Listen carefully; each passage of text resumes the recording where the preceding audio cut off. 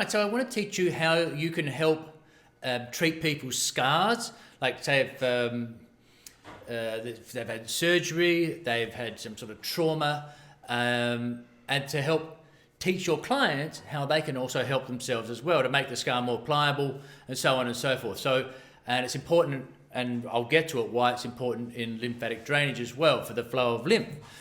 But first of all, for those of you who don't know, I'll just teach you sort of what a scar is.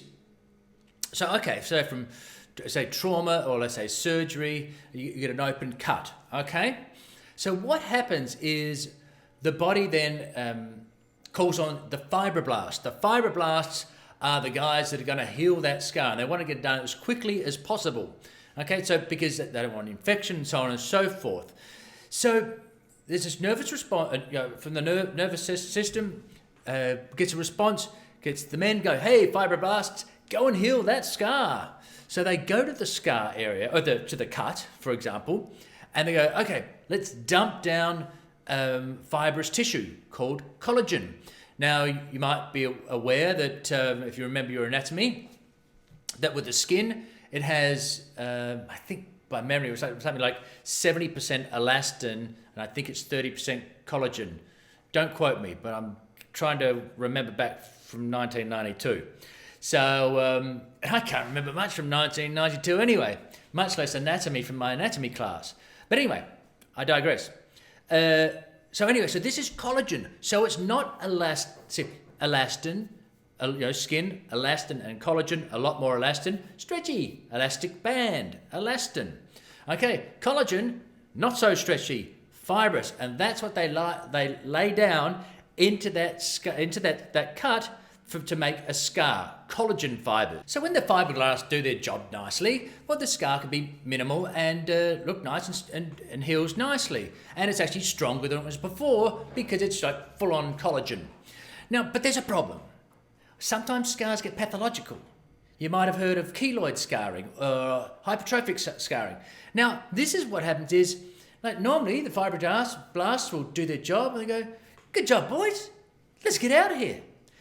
However, when it gets pathological, and you might say this is red or it's more dense and that sort of thing, it's like the fibroblasts are gone a bit nutso. They've gone, no, we're not finished. Let's keep piling on some more collagen.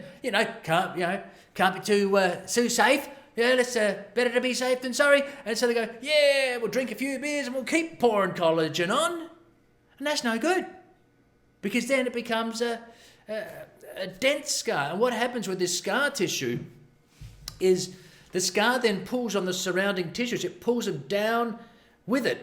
It's like some sort of like a lead weight in the ocean. It's like pulling the water down with it. Okay, and that's what happens. And then it dries out the tissues, and it can go to as deep as bone or deep connective tissue as it comes down. And of course, they're all just flattened, and it becomes very unhealthy. Okay, and that can then affect you in, because you can imagine it's all bound up, and so people can have problems with range of motion. The other thing is if it's all, like this, how those lymphatic vessels are going to get through that. It acts as a barrier. Okay, so our job is to make this scar more pliable. So after about 3 weeks of a scar healing, it gets through that acute phase and then goes through what's called a remodeling phase. Now this can last for months.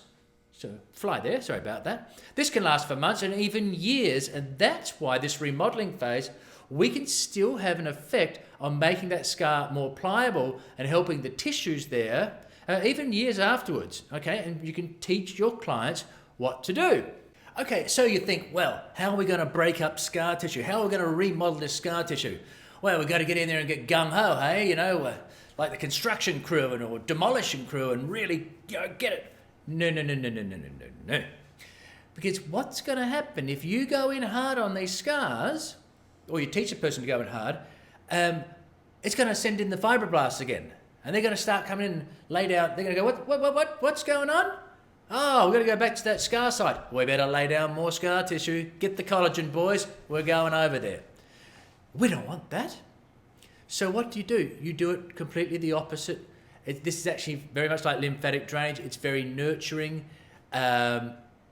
It's very gentle, okay? And so you just make sure when treating scars or teaching your client to treat their scars at home, you just want it to be after 3 weeks of when the initial scar was formed, with the initial injury, I beg your pardon, so when the scar was started.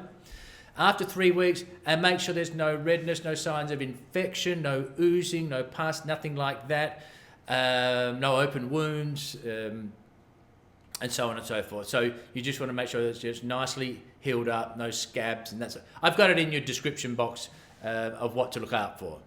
All right, so let me show you what we want to do. Okay, so as I don't have a scar, I've just put a Sharpie here, and that is going to be my scar. Now remember, you want to do it nice and gently. Now you're going to put a bit of oil on, not too much. You can use any sort of your sweet almond oil, whatever you use in the clinic, or your olive oil for the person at home. It doesn't really matter, but you don't want too much, just enough. So I'll put some organic olive oil on. So you don't want it too slippery, but you want it enough so it's not gripping. You don't want this deep at all, as I'll show you. And sorry, I probably just made a big clunk then from that. Okay, so this is our scar. Now, as you'll see, what I'm going to do, we're going to go along the scar, okay? So I'm going to put my finger here, and that, as I said, it is very gentle as we work along that scar like that. You don't want to see any redness, you never want to feel any pain, as we just work along like that.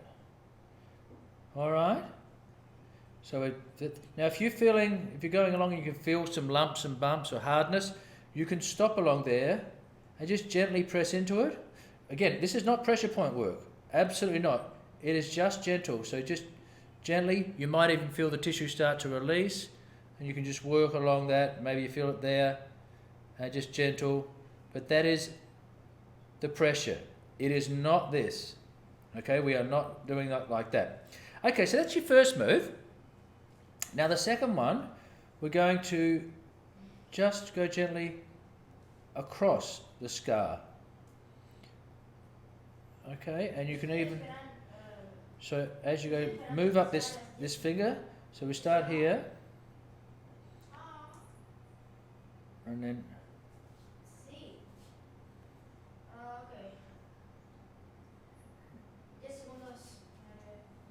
okay, so it's very light. Again, you don't want to open up any new scars, so you definitely wouldn't want to go too hard like that. It's just really light as you work across it. All right, that's the second one.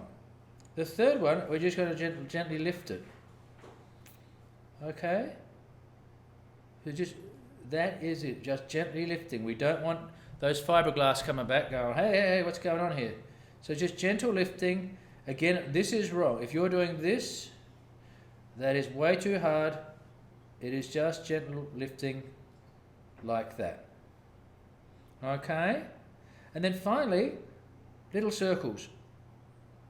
Just work little circles along here, along the scar. Do 2 fingers. All right, so you teach your clients how to do this, okay? So drop that there. So we're gently working along, stretching it ever so slightly. So we're stretching it, elongating it very, very gently. Okay. Make sure there's no redness, no pain. We don't want to traumatize the area. And then going across it gently, and you bring your finger up. And just so now, of course, we're getting this torsioning this way, and then we'll torsion it gently up this way. So we're lifting it gently, because we want to release those fibers in every direction, and then just little circles. You could also go the other way as well. Okay.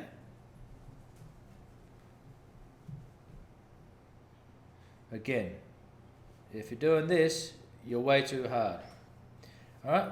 Well, my scar's disappearing as we speak. What a good job I'm doing.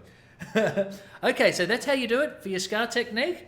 So you can do this on your clients, you can teach them how to do it at home, and again, tell them just to be very, very gentle, because of course, with scars, it can bring up traumas and things from what the scar was all about. Okay?